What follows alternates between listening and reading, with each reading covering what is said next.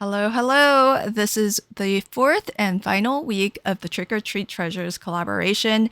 And this week we are sharing inspiration for bags, boxes, packaging, things like that. So if you want to check out even more Halloween inspiration, just expand the description box below and there'll be a playlist where you can find all of the designers who are participating in this collaboration and check out what they've made because I am cheating and coloring outside the lines a little bit.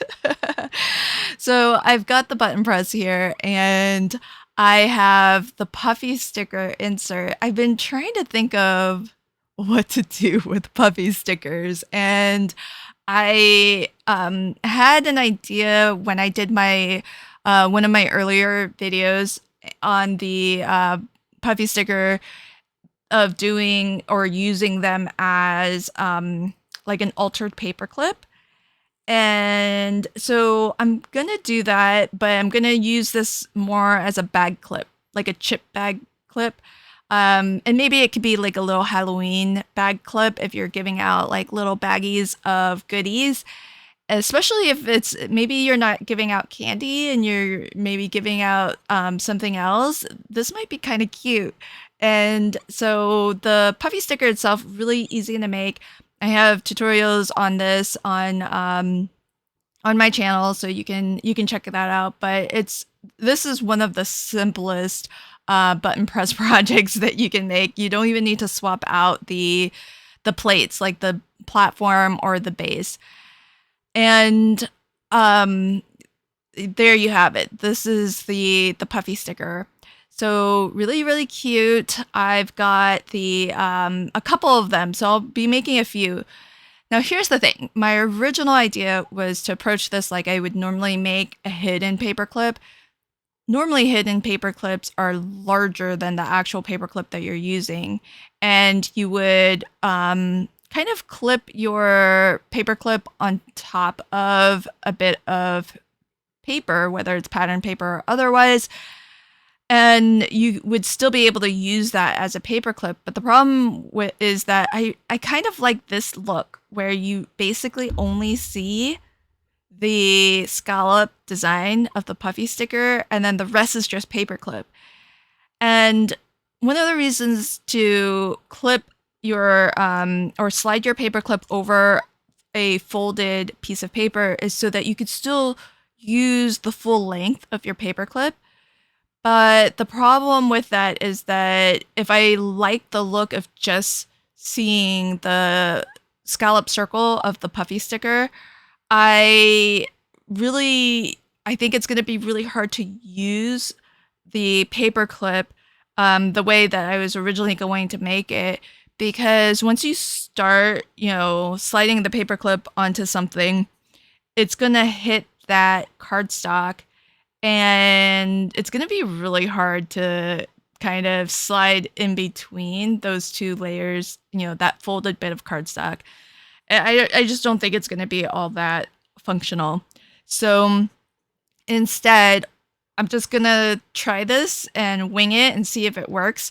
Already I was intending on using a bit of hot glue behind here. So let's hope the hot glue is enough to hold this together.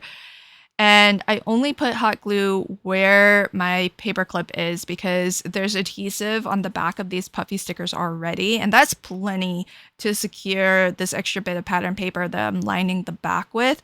But the hot glue, I feel, hopefully will secure the paper clip a little bit better, and because there is some dimension with the paper clip, that it's nice and thick, the hot glue, and so it's going to kind of fit where it needs to fit between the metal of the paper clip and still make really good contact with the papers and with the puffy sticker.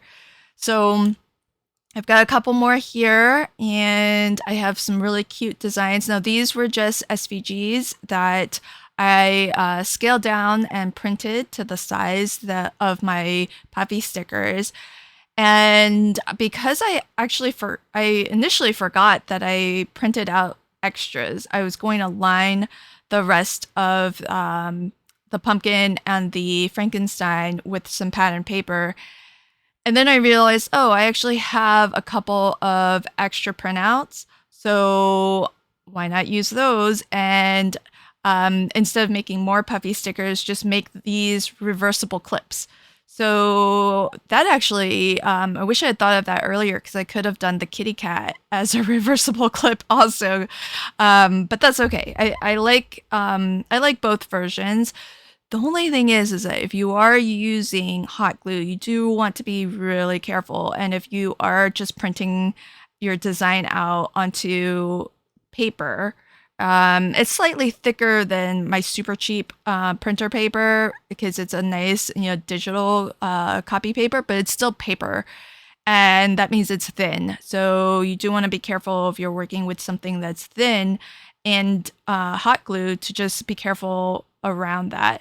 So what I did was, again, I'm only putting a little dollop of hot glue right where the paper clip is. And when I go to adhere these paper pieces, I'm going to push down on the scallop portion because that has adhesive behind there. And then I'm going to burnish with my bone folder so that I don't actually touch where the hot glue is. Now, before that glue hardens and dries, you can wiggle your paper clip a little bit, and that's good for the sake of, final positioning, but just be careful that you give it time to dry all the way. And I just did a test tug on one that was dry just to make sure it's secure, and it actually turned out that it is pretty secure. It's nice strong hold, and I think it's gonna hold up just fine. So I've got my last one here. This is Frankenstein. Really adorable. I like the reversible ones because there's still clearly a front because the puffy sticker side has a lot more dimension to it, but I do like that it's reversible, so it looks super cute and really nice on both sides. And so here's how I am using it. I thought it would be really cute to use these as bag clips. Now, if you are giving something away other than candy, maybe this would be a nice little clip to kind of use as a topper to add to your project. Now, because of the way that these altered paper clips have been assembled, you can really only clip as far down as where it meets up with the design because it's glued from there on. But you don't lose too much of the length of this paper clip, and it's still pretty secure. So I had a lot of fun with this collaboration. I hope you had a blast too. And until next time, happy crafting and have a fabulous day. Bye.